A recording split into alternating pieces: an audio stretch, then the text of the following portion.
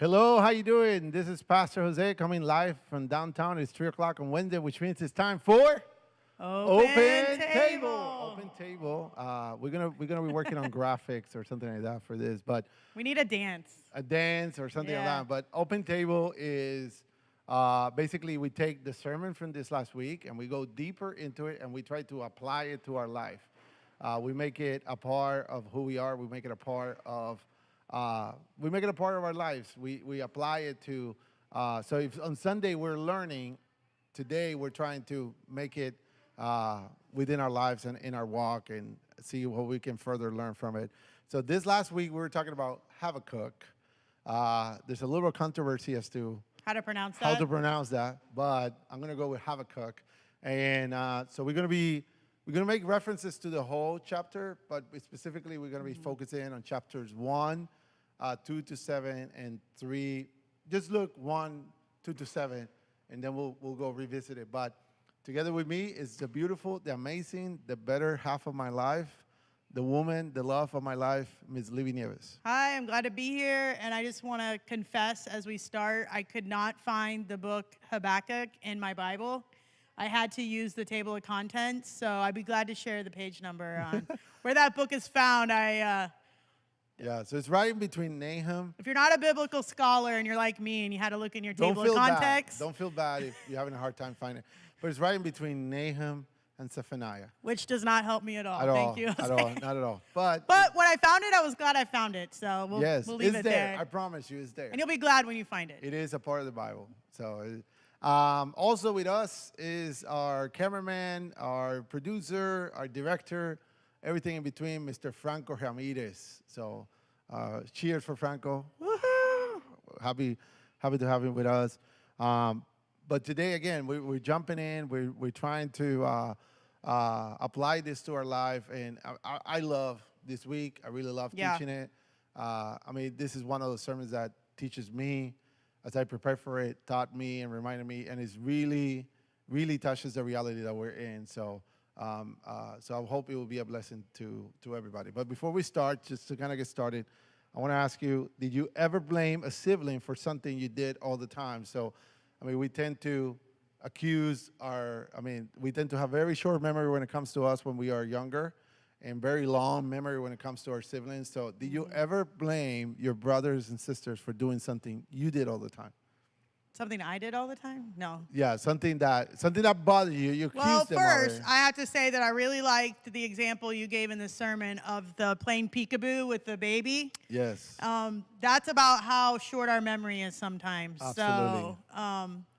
So yeah. Well, the one thing I remember, so if one of my sisters is listening, I'm sorry, but you know this is true. We love you. My sister always borrowed my clothes without asking and borrowed my stuff. And when I went to find it, I couldn't find it because she always borrowed it. And also on top of that, I always felt like I complained to my parents or my mom, and they never did anything about it. So I guess they didn't think it was, top of the priority. Now, so. as an adult, you look back. Did you ever borrow her stuff? No, I did not. You did not? No, Now, I did not. This is the second time I asked you this week. Yes, and I'm sticking to the story. No, You I did didn't. not. All right. I did a lot of other things, so that's where I think That's where your short-sightedness peekaboo. Yeah. So now, if you're honest, your parents never did something. Is that a true statement? I think it is. You really think it is? Yeah. Like looking back in it, you feel, no, I'm gonna stick to my guns. They never did something about it. Exactly. Okay. What about you, Jose? But for me, again, with my sister is 5 years older than me. So I'm not going to say how old I am right now because she will be really mad. But she's 5 years older than me. And I really resented at times. And again, part of it is my father wasn't involved in our childhood very much. So when I was 12 years old, I was working. And I wasn't making a lot of money, but I was making more money than the average 12-year-old makes, which is none, right? So I was delivering over 700 newspapers. So I was making, like $300 a week or something like that. So, good money for a 12-year-old. $300 a week? Yeah. I know. That seems like a high number, Jose. I know, it was.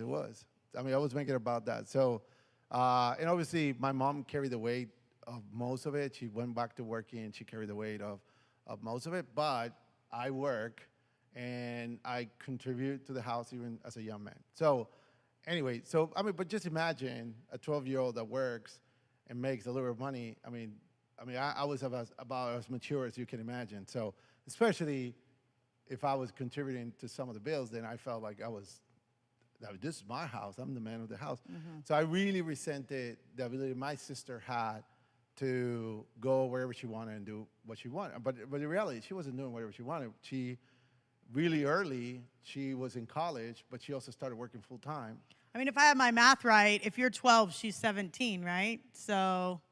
Well, no, I mean, when she graduated Okay. from high school, she went straight to working at a full-time job.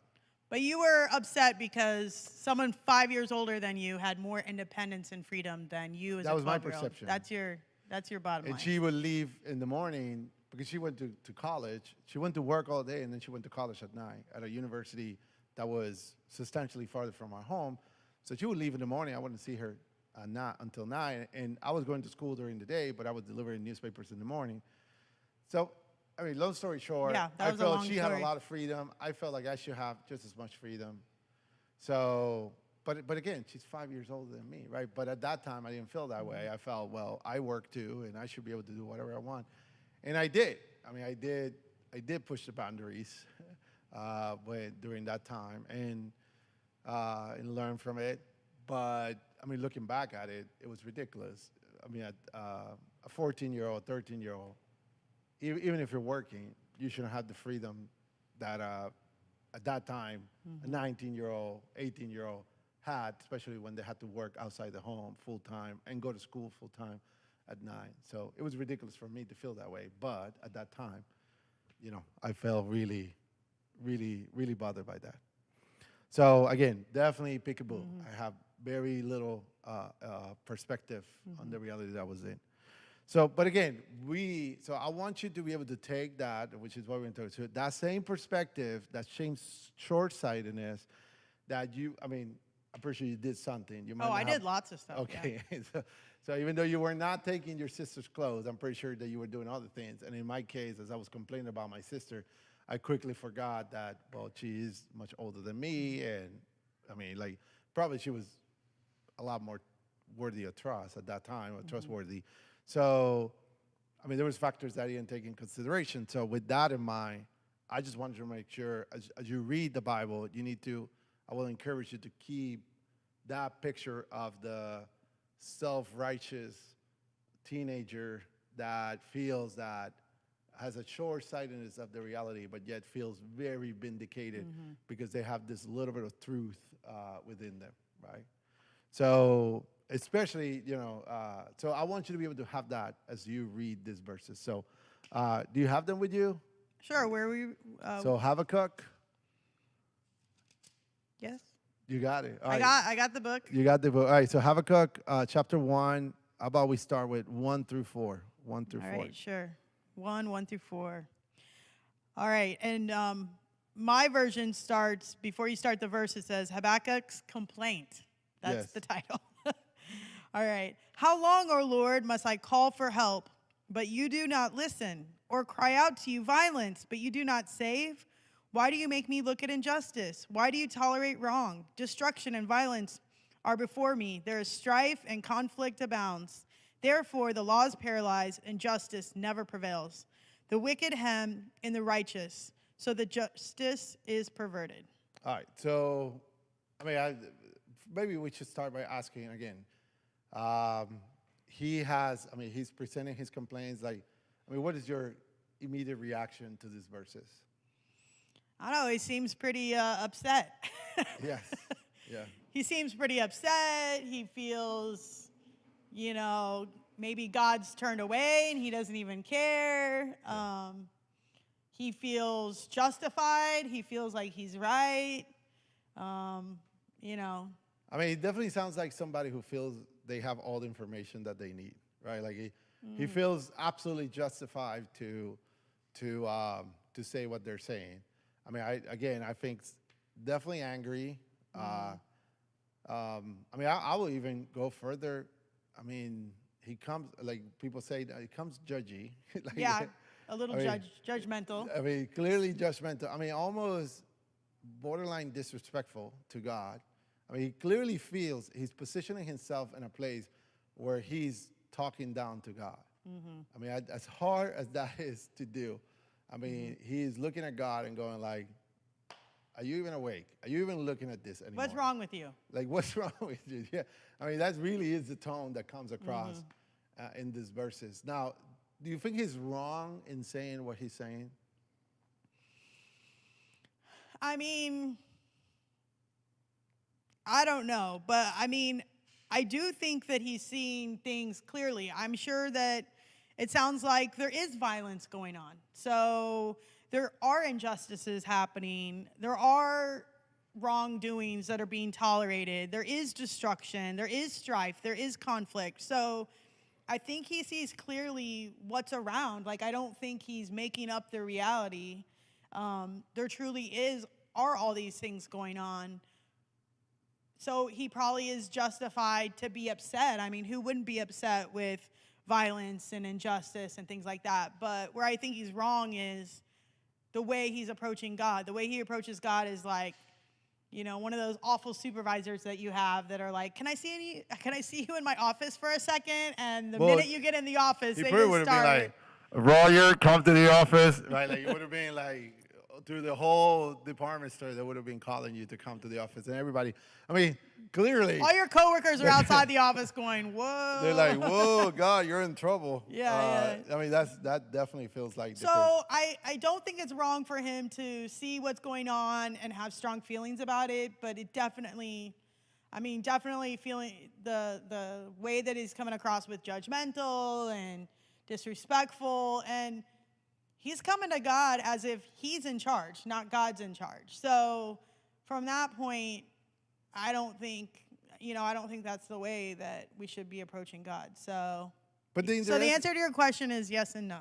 I mean, but to me, a couple of things come to mind. One is very interesting to me that this made it into the Bible, right? Like, it's not like God went like, oh, really? And that was it, like hit him with a striking with a lightning, and that was the end of the conversation. And they never made it into the Bible. This is actually in the Bible. I mean, like, generations of Christians and followers of God and Jewish communities have treasured this text to the point that they preserve it and share it and wrote it and protected it so that we will have. So to me, it's very telling that, I mean, the fact that it's in the Bible and the fact that it's part of our wisdom writing, our prophetic writing, to me tells me that God welcomes. Like, he wasn't, despite, God was able to look at the heart of Habakkuk beyond the way that he's approaching. Although clearly his approach is less than correct. He doesn't shoot him down with a bolt of lightning, so. Yeah, so there is a place Yeah. in our relationship to God to be able to calm with our frustration. Because I would like to believe that the impression I get is what we're getting here is the tail end of his frustration, right? I would like to believe that he didn't start this way, that he has seen, and we know for a fact that during that time, historically, there's been injustices and people weren't paying attention to the law, and they were it's kind of like our current situation. Like, it's not helpful for you to go around with blinders on going, la, la, la, everything's fine, and just going around singing, don't worry, be happy. And, that's the opposite isn't helpful either if you don't see injustices and see violence and see destruction. I think it's a very human thing to look around and see what's going on and be upset by it. And I'm sure many of us can relate to Habakkuk, where we look around and we see it and we get ticked off at God. We bring our complaints to him. And I think I would probably be good friends with Habakkuk, because I know that we're not going to read the next chapter, but as we go on, it says, what I read was Habakkuk's complaint, and then it goes on to Habakkuk's second complaint, and I don't know how many complaints it goes on, but I'm not a biblical scholar, but I feel it's in there. That's in the Bible because So many of us can relate to that. Absolutely. So many. So But even, I mean, and the part of the reason that Habakkuk gets to this point is for what we talked about. We talked about like doubt is short-sighted, right? So doubt tends to not be paying attention to the reality. I mean, it tends to look at it and gain some of his self-righteousness from being short-sighted. And I think we have a graphic for this. Doubt is short-sighted. And I mean, I think it's important though too, because I think as Christians, a lot of times, you see doubt. No, that would not be Oh. it. Doubt is always short-sighted. I think we have to be careful not confusing doubt for something else, because I think as we clearly see in the Bible, like I don't think we're supposed to blindly just do things. I think, like you said, God welcomes our questions. God welcomes us to have a dialogue with him. I mean, I think it's important. That's how you grow and build your faith and figure out what you truly believe in. Mm-hmm. But we have to distinguish between doubt and asking questions of God and bringing things to God and bringing our struggles and asking God to help us where we need it versus having doubt, because I think those are two different things. Now, let's just for a second before we jump into the questions that comes after. I mean, just think about our current situation and just take a look at this. Why, is there something going on? Yeah, I mean, Peekaboo. yeah, we're still in 2020, right? Like, Wow, we are? Okay. but just think about our current situation. I mean, and when I say our current situation, is like, I mean, even a month ago. Which part of it? Yeah, I mean, it's like, I don't know if you feel the same way. Actually, I know you feel the same way. But, I mean, even a month ago feels like 2 years. It's like every month. I mean, I saw a meme that said, I saw one meme that said for August, it was like a mom and August was coming into the door, like a little kid with August on top of it. And they said, now you come in and you sit down and you behave, young man, right? Like for September. And then for October, I saw another meme that it was like a group of people in a corner and a really long stick. And they're opening the door with the long stick and the door says October. And they're like afraid as to what's going to come out of October. Oh. And here it is.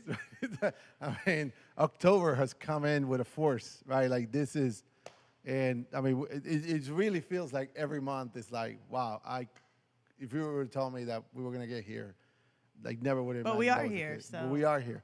But keeping that in mind, then Yeah. I want to read these verses again and just think about the current situation, right? So for a second, let's not think about what he's living, but what we're living. How long, Lord, must I call for help, and you do not listen, and cried out to you violence, but you did not save? Why do you make me look at injustice? Why do you tolerate wrongdoing? Destruction and violence are before me. There's strife and conflict abound. There's the law. Therefore, the law is paralyzed and justice never prevails. And the wicked hem in the righteous, so the justice is perverted.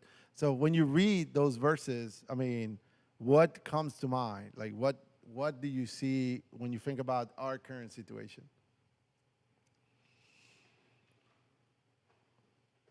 Our current situation. I mean, there's definitely violence in our current situation. I mean, we're seeing violence at times. I definitely feel, at least I feel that justice seems to be broken at times. Wrongdoing seems to be tolerated. I mean, clearly it's being tolerated. Conflict and strife Strife and abound. conflict are everywhere. I mean, we are more in strife. I mean, we're the most divided that I ever remember in my whole lifetime living in the United States that was going to be the case. Justice never prevails. The wicked hems in the righteous, so justice is perverted. I mean, I look at that and it just, I mean, it is very easy to get consumed by this reality. And again, you know, doubt is short-sighted, so it's very easy for us to get short-sighted by the reality that we have in front of us and kind of only focus in that reality. And especially when it's changing so much and it's surprising us, it's almost like you can't really process it. So it's hitting you in the face so hard. It is so easy to just focus on it and kind of forget a greater context that we live in. Well, when we see Habakkuk asking why? Why? And I mean, I do wonder that, like, why? Like, why, I mean, I don't mean for someone to give me a basic example of, why there's divisiveness or, but I mean, just why? Like, how long is this going to go on? And why does this have to happen? And why are so many people losing their jobs? I mean, I get the basics of it. I get why people are losing their jobs, but why? Why are so many people having to go through such a hard season? So not the kind of why that's like you're looking for statistics and information, but why? Like the And deep soul why? Like it is compounding. why suffering? Why? I mean, in part of that reality is compounding, right? Like, so I definitely feel that in the boys of Habakkuk, right? Like, it's just overwhelming. Like, before I realize, it just hits me again. So it's compound. Like, I feel definitely like that about 2020 and the realities that we've experienced in 2020. So, all right. So let me ask you. Let's look at the next verses, right? So now here comes the answer from The God. Lord's answer. The Lord is going to answer to what He has to say, and to me, the question before we read them to me is what's most surprising of God. What part of God's response surprised you the most? So, verse 5. I'm going to jump into verse 5, and it says this. Look at the nations and watch and be utterly amazed, for I'm going to do something in your days that you will not believe, even if you were told. And I mean, I read those verses, and I kind of get the feeling of, ladies and gentlemen, the one, the only God is going to come. I mean, it has this, I'm going to, I don't know, I just can picture Him as the great God coming onto the stage and going like, look at the nations and watch, be utterly amazed. Right? I mean, he definitely didn't go, I hear you. I hear what you're saying. Let me figure out a plan, and I'll bring you in the loop. Like, it wasn't a tone like that. It was like, I've got something big, and you're gonna be utterly amazed. And in that, right, for I'm going to do something in your days, right? Like, you're not even gonna have to wait for this. This is happening right now. So you're gonna get to see this. So don't worry about it. But yet, here comes the meat of this response. They're so difficult. So that was the good news. That was the good news.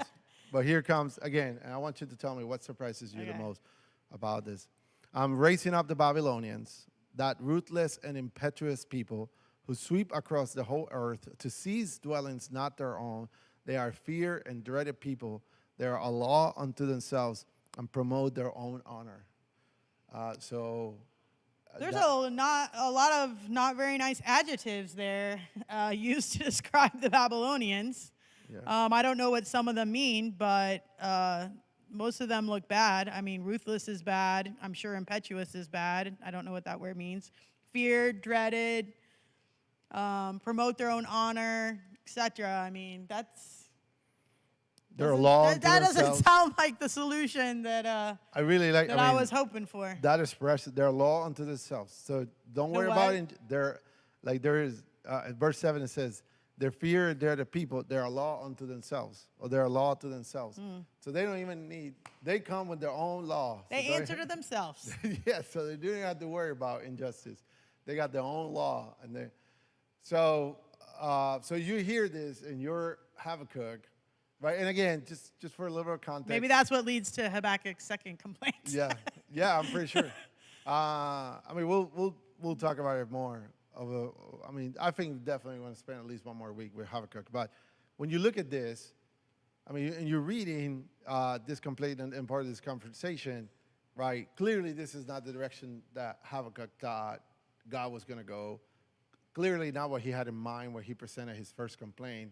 But just to give a little context, because I think it's hard, but the Babylonians were incredibly ferocious and savage. I mean, like, I don't want to people might be getting with their lunch and stuff like that, so I don't want to give too much details, but these were truly, utterly savage people who did all kinds of things in order to demonstrate, intimidate, cause fear, right? So they didn't just took over your land. They did all of the things that you're imagining right now and then some, right? Like their goal was we're going to destroy to such degree and we're going to create such chaos that we don't even want anybody else to even think that they can come and intimidate us or attack us or hurt us. Probably only the stuff you see in rated R movies, Jose. So Definitely, this would have been a rated R kind of Yeah. reality. So we see that, and this is so. Again, if you hear that this is going to be God's solution to the problem, like, and Yeah. I'm going to see it in my own days, and again, they're going to sweep across the whole earth. They're going to seize dwellings not their own. They're going to, I mean, this whole picture now. But in doing that, I mean, definitely the system that Habakkuk is struggling with is going to be pruned. It's going to be taken apart. And, you know, justice will come, but it's definitely not in the way that he expected. So, again, I mean, I don't know if you wanted to add anything else, but what is most surprising to you about God taking this direction? It seems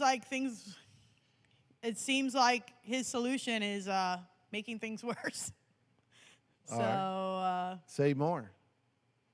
I don't know what else to say more except that I don't think that's what I think. Habakkuk probably was like, "Yay, God, you understand." Oh wait, do you really? I mean, I think probably if I'm Habakkuk, I'm super confused because it doesn't seem like a solution at all. It doesn't seem like why is this necessary? I don't know. It doesn't seem like something that should have to happen to solve the problem. I could probably think of 10 other ways to solve the problem that don't involve Babylonians and stuff that happens in rated R movies. So again, if you, like we talked about your sister before. So the one who borrowed my clothes without asking. Borrow your clothes, and you complain to your mom about, you know, my sister is borrowing my clothes. Like, so what actions you would have thought would have been appropriate for your mom to do? Tell my sister to please not borrow things that don't belong to her without asking. All right. So if I took... Sorry, I have no deep answer. No problem. But but again, your mom could have gone and said, well, I'm going to grab all your clothes and I'm going to burn it. I'm going to grab all your clothes, I'm going to put it in a closet. And sure, I have a way that your sister never borrows your clothes again without asking. And yeah, and then here comes a whole different... We have like a bonfire in the backyard. I mean, that might... I mean, I think part of this is God has a whole different perspective than what we do. And I think part of this answer is bringing Habakkuk outside of his little cocoon of self-righteousness that he had created, where he was only looking at some set of details and some set of information, and kind of expanding him to have a greater perspective of, there's a much bigger picture here that you need to keep in mind, that you need to keep in perspective. There's a much greater perspective for you to look at, and for you to, like, don't just look at this small reality that you find yourself in. So because of what we talked about, I mean, doubt tends to be short-sighted, but faith is not the same. And I think we have another graphic for faith. Faith is different from doubt. Faith has an eternal context, right? So we take this problem that we have with us and place it into an eternal context, right there. Faith has always had an eternal perspective. So God is introducing a much greater, a much longer plan. Because again, if I'm going to destroy everything, then presumably I'm going to rebuild it in a way that is going to be closer to what it needs to be. Then, to me, that also tells me that Habakkuk was focused on the effects as opposed to the roots of what the problem was, and yet he felt self-righteous in the effects as opposed, without looking necessarily at the deep, at the rootness. I mean, clearly what God is saying is this whole thing needs a reset that is much deeper than what you imagine. Now, I mean, that kind of reminds me of like when you go to the dentist or something. You know, I think you can use more. You can use a lot.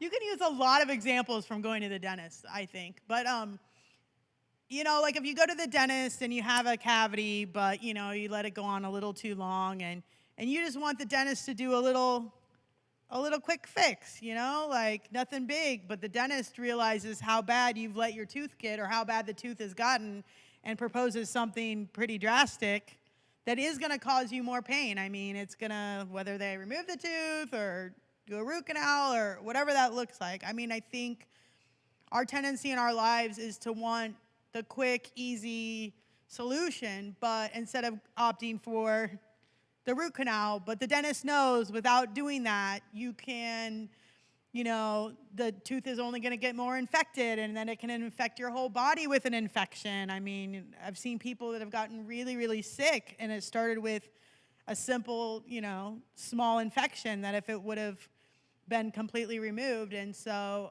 I think our tendency is to go for the easier, less painful option, even if it doesn't truly solve the problem. Like, it feels like it solves the problem. I mean, I know you like sports analogies, but I just, brought a dental analogy. No, but I think it's true. Like, I mean, it's the same thing. Like, sometimes you're like, hey, I have a little water leak here. And they're like, well, actually, that water leak comes from this, and we're going to have to replace this other thing. And before you realize, like, actually, the whole inside of the wall is wet and rotted and mold. And all of a sudden, you're like, whoa, wow. Like, all of that is going to come from this little, because all you're seeing is the little leak, and there's a whole deeper thing. Clearly, God sees the whole picture. And Habakkuk, as well-meaning as he is, and as clearly as he sees the problem, he obviously only sees the small leak or the small cavity, and he doesn't truly see what God sees. We could probably think of a million analogies for this. I would say, I think Habakkuk thought it was bad, but I don't think Habakkuk understood how bad it was. But Habakkuk thought that God was ignoring, but clearly God had a very clear plan as to what needed to take place and was willing to do whatever rebuilding. I mean, it's interesting to me because clearly God is able to see the heart. So God sees the heart of Habakkuk, and despite his attitude and his tone of voice that comes across in the writing, God is able to look at the heart and is willing to enter into conversation with him. And the same way, he's able to see the heart of the people that Habakkuk is pointing to, and he acts accordingly in order to get to where he needs to go. So now I'm so glad God looks at our heart and not just some of our childish actions. Well, that's a whole other discussion. I'm glad that God looks at us in the context of everything that we can be. I suppose if God was as short-sighted as we were, we will be done real fast. All right. In Habakkuk chapter 3, then we have a complete turnaround and away from that, and we have an acceptance speech from Habakkuk that, to me, is very interesting. Obviously, there's a whole journey. Mine says Habakkuk's prayer. So there is a whole journey he goes through in chapter 2, right? Like, which we'll revisit probably this weekend, but he arrives at chapter 3 with a sense of accepting a reality and moving from a short-sightedness to a wider context that he's going to engage. But we're going to read, we're going to look at chapter 3. And you got it right there with you? Yeah, so let's look at chapter 3, verses 16 to 18. All right. I heard and my heart pounded. My lips quivered at the sound. Decay crept into my bones, and my legs trembled. Yet I will wait patiently for the day of calamity. So Calamity, sorry. Let me, to come to the nations invading us, right? To come to the nations invading us, yeah. So you have, all of those, it's talking about the internal reality that Habakkuk is, heart pounding, lips quiver, decay in my bones, leg tremble. The reality, he's not any better than he was at the beginning of this verse. You can almost make the case that he's doing worse. Mm-hmm. So, but yet he's willing to wait, which clearly at the beginning in the first complaint that we heard, waiting wasn't coming across with what he was saying. But here, he's willing to wait, despite the fact that internally, he is in just as bad, if not worse, than what he was at the beginning of the chapter. And then, verse 16 speaks of his internal reality. And now we're going to see verse 17, so please keep reading. Though the fig tree does not bud, and there are no grapes on the vine, though the olive crop fails and the fields produce no food, though there are no sheep in the pen and no cattle in the stalls. So again, we have this Yeah. internal reality. So I'm quivering, I'm broken, trembling, decay. Internally, I know better, but yet I'm willing to wait. I'm willing to have a greater context than the one that I started with at the beginning of my conversation with God. And in verse 17, then is not only internally, but externally, things are not better neither, right? Like so. No figs, no grapes, no olives, no food, no sheep, no cattle. And also, I mean, part also is of this reality is these are seasonal, right? Like the fig trees are seasonal, the grapes are seasonal, the olive trees are seasonal, the food for them was seasonal, and you care for the sheep at some time. You not peel them, but like what do you do to them? Shear them. Shear Don't them. peel a sheep. Don't peel the sheep. But shear them, right? It's all seasonal. Yeah. Right. So even though I'm gonna go some seasons without getting Olives or olives figs and fruit or and thing, despite all of that, right? My current situation, I'm not gonna let my current internal or external situation dictate how am I gonna look at my reality and therefore be captured by doubt. But instead, what am I going to do? Verse 18? Sure. Yet I will rejoice in the Lord. I will be joyful in God my Savior. And can you go on to 19? So, Sure. The sovereign Lord is my strength. He makes my feet like the feet of deer, and he enables me to go to the heights. So I am not going to let the reality that I'm in be the one who dictates internally or externally. I'm going to look at God, who is not just God, is my Savior, who is not just my Savior, He's my strength. Literally, when I don't have strength, you're going to give me strength. And it's going to get me to heights where I'm going to be able to look at a much wider, greater context than the one that I started this conversation in. So my question for you, if I can find it here, is Habakkuk is able to have faith only after remembering and getting this greater perspective.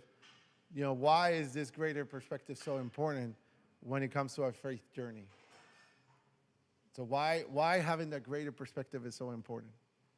I mean, like you gave the example in the sermon of a baby where they have an item in the room and they can see the item or the toy, but then when the toy is removed and they can't see it anymore, then they don't, they cry or they don't think it's around anymore. And if we don't have a greater perspective, that's exactly what our faith is going to be like.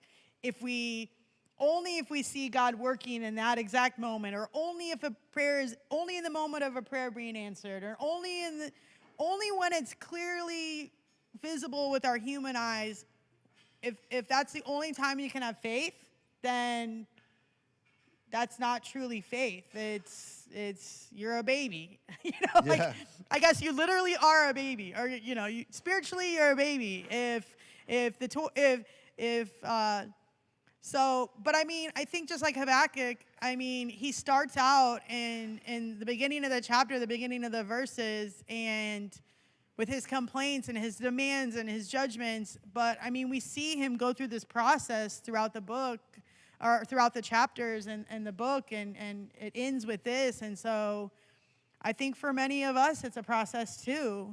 Our faith does start out like that, That's where it could begin, but if that's where it stays, then if things aren't going well, no faith. And then we're not really trusting in God and who God is and who the Bible says that God is. We're only trusting in things that we can see. And so you're going to be swayed. I mean, if your bank account looks good, you'll be happy. If your bank account looks bad, then you're going to be full of rage and things like that. So if we can't believe in God's character and trust in God's character and understand a bigger perspective, then we're going to be like a child who throws a tantrum or doesn't understand. And that's not where God wants us to be. And that doesn't sound like a very fun life to live either. I mean, that sounds like you're going to be miserable. And I think it's important that Habakkuk, I mean, just like us in our current situation, I mean, we're not going to ignore what's going on. We're not going to go around like this, and we're not going to, just be like saying Christian phrases and ignoring everything else. And, everything happens for a reason. And, like all those things that people say. But we're going to really dig deeper and look at things from a different perspective. And, and I mean, this doesn't happen right this second. It did it at the beginning of the pandemic. But whether I can go to the grocery store and find everything on my grocery list or not, I'm still going to be happy. I'm not going to throw myself into a devastated, woe is me attitude, or. And usually, I mean, one of the things that really strikes me out of these words from Habakkuk is usually the development or the chronology of our faith is I pray, God responds, and then I celebrate, then I'm content, then I have faith, right? Like, so it's not I pray, nothing changes, and now I have faith, and maybe later on something will happen. But yet, Habakkuk is arriving at faith without the circumstances changing. And maybe in a way, the circumstances are getting worse. And it's about to get even I mean, it's bad, and it's going to get even worse. And even more importantly, I mean, from history, we know that did happen, right? The Babylonians took one part of Israel into exile, then came back, took the rest, took Judea into exile. So we know that this actually happened, right? Like historically, yeah. Historically, right? So Habakkuk, I mean, it's unclear as to whatever happened in his lifetime or not, if he actually got to see it or not. But this is what happened, right? Presumably, it did happen in his lifetime, but we know that historically it did happen. So, I mean, things did not get better yet. Habakkuk was willing to, I mean, not until Nehemiah came back and rebuilt this is prior to that, right? So not until Nehemiah came and rebuilt the wall. I mean, Habakkuk is on the other side of that process. And, I mean, the willingness to accept that reality and to move into faith before things get better. I mean, I think especially in 2020, the short-sightedness is like, I keep praying. If you approach your faith by saying, like we talked about, if your faith is short-sighted, 2020 will destroy you. Yeah. Because if what you think is you pray and things change immediately, then this is not the year for you. I mean, you have to be willing to pray. Yeah, maybe not the year for prosperity gospel. No, you got to pray, accept the reality, be faithful in the character of God, despite the fact that not only things did not get better, but they actually get worse. And knowing that they're actually going to get a little bit worse before they get better. But your faith cannot be attached to your current status. And ultimately, that's what Habakkuk, I mean, you have to have a willingness to trust God, your Savior, to be able to get there. So how do we get there? Like, what can you do to be able to get there? You want some nuggets of wisdom? Well, I mean, let me give you. How do you get to? How do you get rid of short-sighted faith and doubt? Well, let me move to spiritual maturity? Let me give an example from our life that I think Yeah. is so. I mean, we have talked about it before, but I'm going to limit it to just one section of it. I mean, you and me went through very difficult times early in our marriage, in relationship, not between us, but in relationship to our son. So we had our firstborn son was born premature, and we basically spent a whole year in the hospital. And there were periods of time during that year where I thought that my son had died. Later, the doctors came to explain that he hadn't. So it was awful year. roller coaster. A roller coaster, an awful year.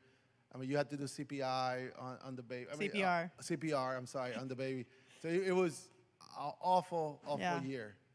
So I think, and obviously in our lifetime as a couple, we have faced other challenges, but Probably not enough time to list them all. But at the very least, I can say that no challenge has necessarily been greater than the life of one of your sons being threatened. So we were strong through that together. We grew closer to each other during that time. And when something else come into our life, my tendency most often than not is to say, listen, if we went through that together and God was faithful through it and we love each other and we help each other during that time, then doesn't matter what we're facing right now, we can figure out how to stay together and work through this and grow even further from it. So part of this is like I have mentioned before, I am 100% sure that when the pandemic came, God didn't go like, what are we going to do now? Like, I never seen anything like this. I mean, the reality is we can think about things that had happened before that were the Spanish flu, the bubonic plague, like all these things, the black fever, like things that we have experienced before. Within our historical memory, I mean, beyond that, God has a much greater memory that obviously can keep that into perspective. I look at whatever challenge we had in front of you, and I look at that point in time, and I saw God being faithful, and I believe the same God that was faithful then will continue to be faithful now. Yeah, I definitely hear what you're saying. I mean, I copy that, but I also say that looking at things from God's perspective, or, leaning on biblical truths, because if our success or our faith is only wrapped up in positive outcomes or seeing the outcomes that we want, then your faith is going to be shaken and it might not last. So if you think that everything going smooth and positive in your life, or, thank goodness everything was okay with our child, but what if everything wasn't okay? I mean, there's lots of people that we were with in the hospital that we left with baby and they didn't leave with their baby, or they left with their baby, but their baby had a lot of permanent complications. And so I think that if we only define God being with us in that moment, and our faith was connected,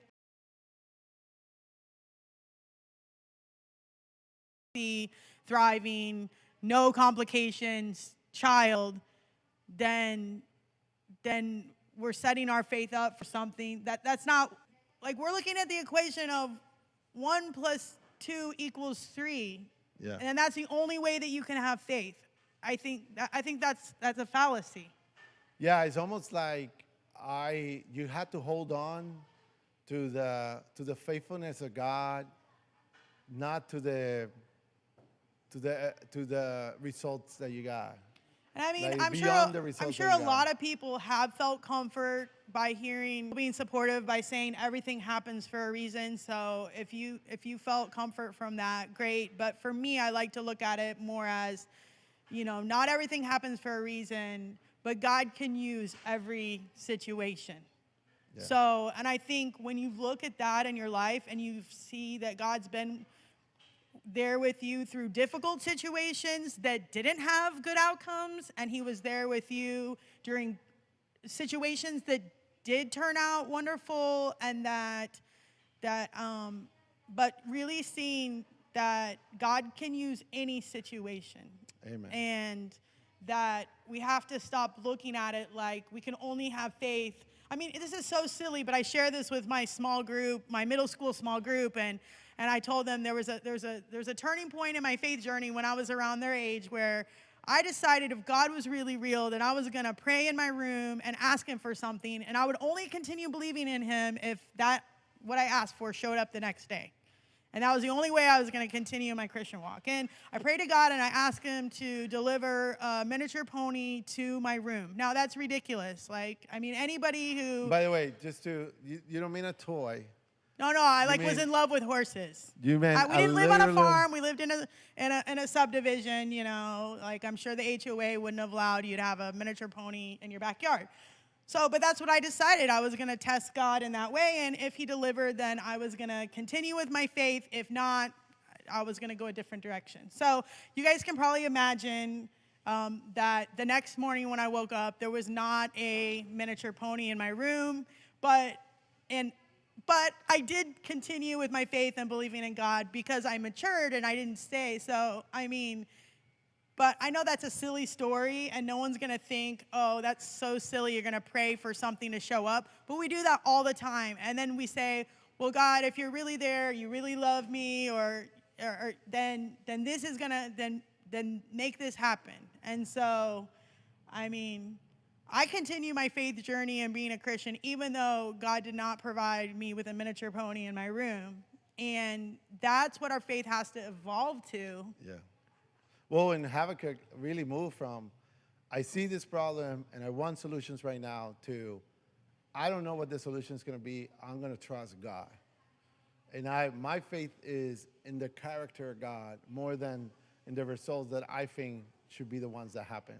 I mean, we know there's a lot of people in difficult situations right now. And I mean, all the small groups that we've had throughout our church this week, I mean, everybody's brought up, you know, people that are in such difficult situations, and people that they planned for crisis. They had, you know, 6 months savings set aside, and they did everything right, and emergency fund and all these things, and yet they're still in this difficult situation because their crisis has continued to last, and you know, they were furloughed and now they're let go, and things like that. And so, I mean, the truth is that we all can relate to what Habakkuk's talking about. And if you can't exactly, you know somebody who's going through the really tough season. And I think it's okay to pray to God for what you want, and to question God and ask why. I mean, God answered Habakkuk.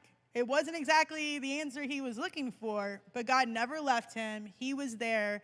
And at the end of the day, Habakkuk's faith had grown immensely. And instead of going to God with a judgmental and demanding approach, you can see at the end of the chapter that Habakkuk came with more of a humble, gentle spirit. And even though he was still in a challenging situation, he talks about his strength came from the Lord. And I mean, I think we can all relate to that right now. All right, so we only have a couple minutes left.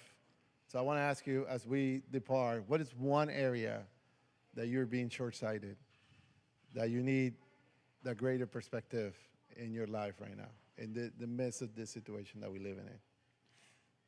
Well, I know we only have a couple minutes, but I know when you asked this question, when we had this question in our small group, it was kind of like crickets, because to be honest, this is a tough question, and it's really a personal question. So. Yeah. So you're going to take it back? Well, so it's not that I can't think of anything. It's just, I mean, I don't know, maybe I'm the only one that feels really challenged by this question, that it hits to the core. It's easy to look at Habakkuk from far away, but yes. then to say, what am I being short-sighted on, is a little harder to kind of wrap your arms around it. I mean, just to give a short answer, I think a lot of times I get short-sighted in the area of parenting, and that sometimes it's hard to trust God with the bigger picture and have faith in the bigger picture when it comes to parenting. I'll say that as an example where I could use greater perspective and stop being so short-sighted. I mean, I would say, probably this is one of those questions that if you ask me tomorrow, I'll give you a different answer, because there's so many things that we're struggling with right now. But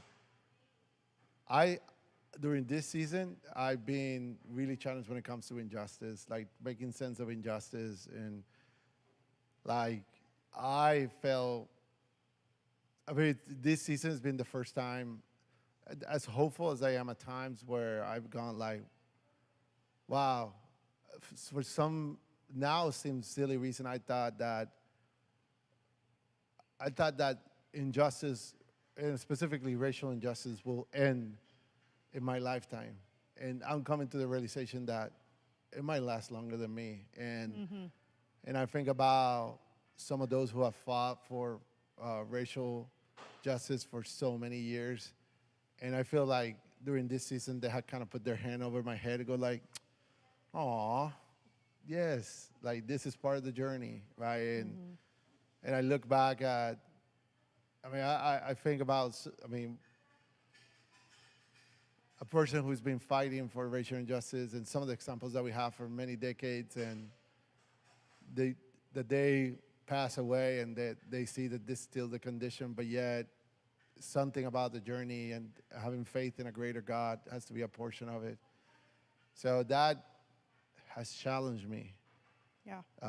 That the willingness to fight for it, despite a full awareness that I probably will die, and Martin Luther King's dream will not be fully realized yet.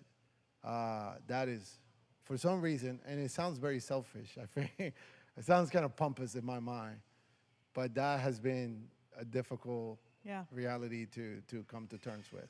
And I'm sure a lot of people can relate to that, Jose. Yeah, I'm sure we are. I mean, we keep getting better, but gee, this is so hard and so long dreaded road, right? But I mean, I think everybody's going to have an answer to this question.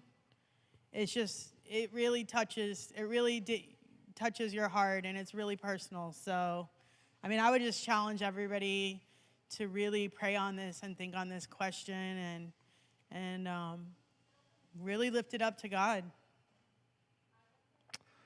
so with that in mind, we're going to close our time together. We thank you so much for being here today, and I hope this has been a blessing to you. And please, if there's anything that we can do, we are here for you. And may God bless you, and have a great afternoon. Remember that this Sunday afternoon, we're going to be holding services. So we'll have our regular services in the morning online, and then at 6 o'clock, we'll have our service out on the lawn. So God bless you. Have a great afternoon, and we'll see you Sunday in our services. So we'd love to see you.